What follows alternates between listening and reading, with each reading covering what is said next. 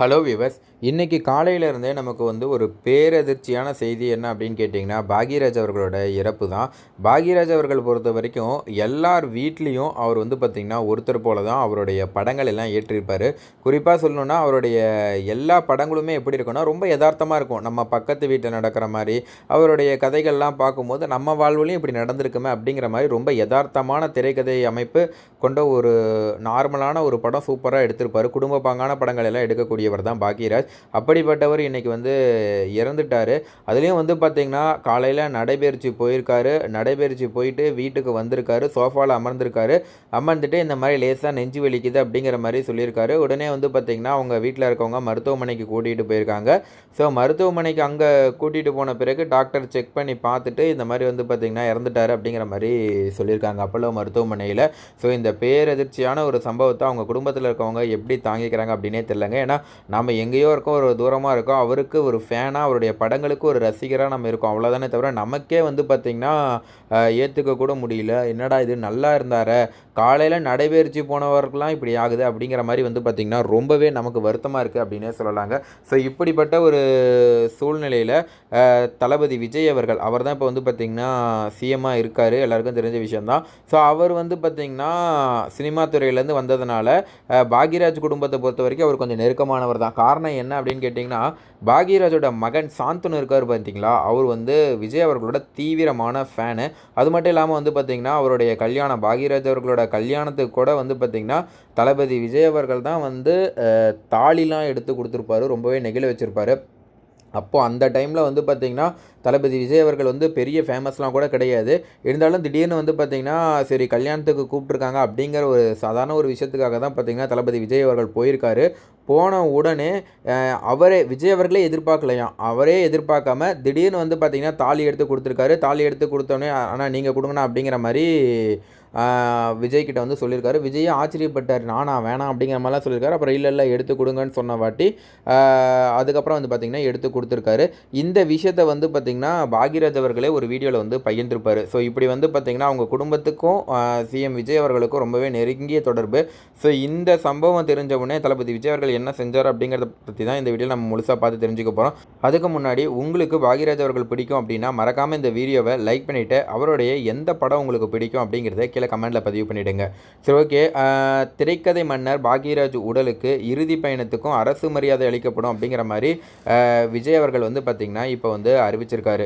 அதாவது அரசு மரியாதையோட அவருடைய உடல் தகனம் செய்யப்படும் அப்படிங்கிற மாதிரி விஜய் அவர்கள் அறிவிச்சிருக்காரு.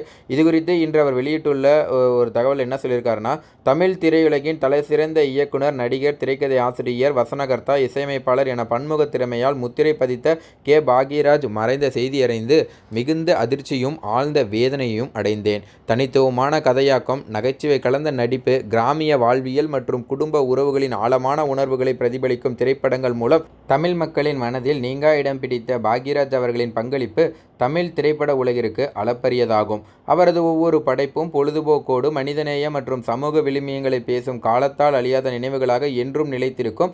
அவரது மறைவு தமிழ் திரையுலகிற்கு ஈடு செய்ய முடியாத பேரிழப்பாகும் அப்படிங்கிற மாதிரி பார்த்திங்கன்னா தளபதி விஜய் அவர்கள் அஞ்சலி செலுத்தியிருக்காரு. அது மட்டும் இல்லாமல் அரசு மரியாதை கொடுக்கப்படும் அப்படிங்கிற மாதிரியும் சொல்லியிருக்காரு. அது மட்டும் இல்லாமல் இந்த செய்தி கேட்ட உடனே பார்த்திங்கன்னா அஞ்சலி செலுத்துறதுக்காக நேர்லேயே கிளம்பி வந்திருக்காராம் நம்ம தளபதி விஜய் அவர்கள். ஏன்னா ஆல்ரெடி பார்த்திங்கன்னா விஜய் அவர்கள் அவருக்கு தெரியும் பாக்யராஜ் எப்படிப்பட்ட குடும்பத்தை சேர்ந்தவங்க. அவங்களுடைய மகன் சாந்தனு விஜய் அவர்களுக்கு எவ்வளோ நெருக்கமானவர் அப்படிங்கிறது தெரிஞ்சதுனால கண்டிப்பாக சாந்தனு ரொம்பவே கவலைப்படுவோம் அப்படிங்கிறதுக்காக விஜய் அவர்கள் நேர்லேயே போய் பார்த்திங்கன்னா அவருக்கு ஆறுதல் சொல்லிட்டு வந்திருக்காரு. ஸோ இந்த தகவல் தான் தற்போது சமூக வலைதளங்களில் ரொம்ப வைரலாக போகுதுங்க. அது மட்டும் இல்லாமல் இன்னும் ஒரு சில விஷயங்கள்லாம் நடந்திருக்குங்க. கே பாக்யராஜ் அவர்களை இழந்த வாடும் குடும்பத்தினருக்கும், உறவினருக்கும், நண்பர்களுக்கும், திரைத்துறையினருக்கும் மற்றும் ரசிகர்களுக்கும் எனது ஆழ்ந்த இரங்கலையும் அனுதாபங்களையும் தெரிவித்துக் கொள்கிறேன் அப்படிங்கிற மாதிரியும் சொல்லியிருக்காங்க.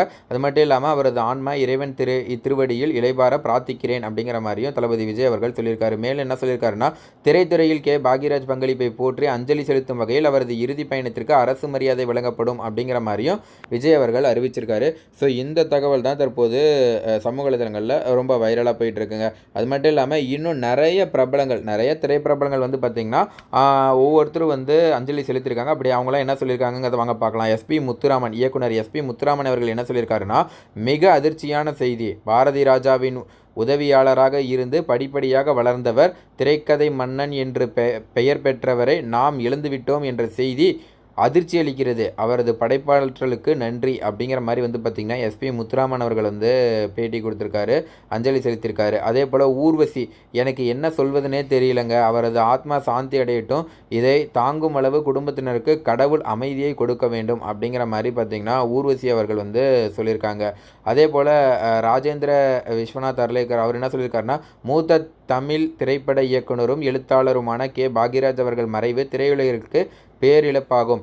தனித்துவமான கதை சொல்லும் திறன், படைப்பாற்றல் மற்றும் தமிழ் சினிமாவிற்கு அவர் ஆற்றிய அளப்பரிய பங்களிப்பு அவரை ரசிகர்களின் இதயங்களில் என்றும் நிலைத்திருக்க செய்துள்ளது. அவரது திரைப்பயணம் மற்றும் மரபு பல தலைமுறை திரைப்பட கலைஞர்களுக்கும் சினிமா ரசிகர்களுக்கும் தொடர்ந்து ஊக்கமளிக்கும். அவரது குடும்பத்தினர், நண்பர்கள் மற்றும் எண்ணற்ற ரசிகர்களுக்கு எனது ஆழ்ந்த இரங்கலை தெரிவித்துக் கொள்கிறேன். அன்னாரது ஆன்மா சாந்தியடைய இறைவனை பிரார்த்திக்கிறேன் அப்படிங்கிற மாதிரி வந்து பார்த்திங்கன்னா ஆளுநர் சொல்லியிருக்காரு. ராஜேந்திர விஸ்வநாத் அர்லேக்கர் இருக்கார்ல, அவர் சொல்லியிருக்காரு. அடுத்ததாக வந்து பார்த்திங்கன்னா எடப்பாடி பழனிசாமி அவர்கள் என்ன சொல்லியிருக்காருன்னா, இபிஎஸ் என்ன சொல்லியிருக்காருன்னா, பிரபல திரைப்பட இயக்குனர், திரைக்கதை ஆசிரியர், நடிகர், இசையமைப்பாளர் என பன்முக திறமையாளராக விளங்கிய பாக்யராஜ் காலமானார் என்ற செய்தி அறிந்து மிகுந்த அதிர்ச்சியும் வேதனையும் அடைந்தேன். புரட்சித் தலைவர் எம்ஜிஆர் மீது பேரன்பு கொண்டிருந்தவர் மறைந்த பாக்யராஜ்.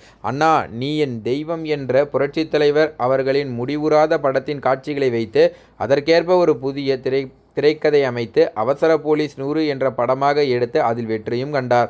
புரட்சித் தலைவரும் பாக்யராஜ் அவர்கள் மீது பேரன்பு கொண்டிருந்தார். இந்திய திரையுலகின் தன்னிகரற்ற திரைக்கதை ஆசிரியர் என்ற பெருமைக்குரிய அவர் தம் மறைவு என்பது ஈடு செய்ய முடியாத பேரிழப்பாகும்.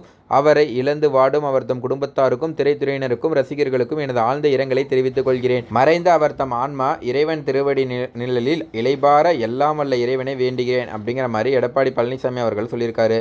அதே போல் வந்து பார்த்திங்கன்னா ஸ்டாலின் அவர்கள் என்ன சொல்லியிருக்காருன்னா, இந்திய சினிமாவில் முடிசூடா திரைக்கதை மன்னராக, அனைவரையும் ஈர்த்த யதார்த்த நாயகனாக, சிக்கலான சூழலையும் சிறிய வசனத்தில் கடத்திவிடும் ஆற்றல் பெற்ற எழுத்தாளராக, எல்லாவற்றிலும் வெற்றி பெற்ற அசாத்திய இயக்குனராக வலம் வந்தவர்தான் பாக்யராஜ். தன்னைப் போலவே மேலும் பலரை இயக்குனர்களாக வளர்த்தெடுத்த பெருமைக்குரியவர். சில மாதங்களுக்கு முன்புதான் பாக்யராஜ் திரையுலகில் 50 ஆண்டு காலத்தை நிறைவு செய்ததற்கான விழாவில் கலந்து கொண்டு முதலமைச்சராக மட்டுமின்றி அவரது ரசிகனாகவும் அந்த விழாவில் பேசியிருந்தேன். அந்த நினைவுகள் இன்னும் பசுமையாக உள்ளது.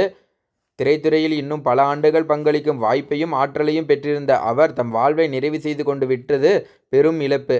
அவரது இழப்பு தவிக்கும் பூர்ணிமா பாக்யராஜ், சாந்தனு, சரண்யா உள்ளிட்ட குடும்பத்தாருக்கும் திரைத்துறை நண்பர்களுக்கும் எனது ஆழ்ந்த இரங்கல்கள். தமது படைப்புகளால் பாக்யராஜ் என்றென்றும் தமிழ்நாட்டு மக்களின் பிரிக்க முடியாத அங்கமாக தொடர்ந்து வாழ்வார் என்று ஸ்டாலின் அவர்கள் இரங்கல் தெரிவிச்சிருக்காரு. ஸோ நீங்கள் பாக்யராஜ் அவர்களை பிடிக்கும் அப்படின்னா இந்த வீடியோவை லைக் பண்ணுங்கள். பாக்யராஜ் படங்களில் உங்களுக்கு எந்த படம் ரொம்ப பிடிக்குமோ அந்த படத்தை கீழே கமெண்டில் பதிவு பண்ணுங்கள். நன்றி, வணக்கம்.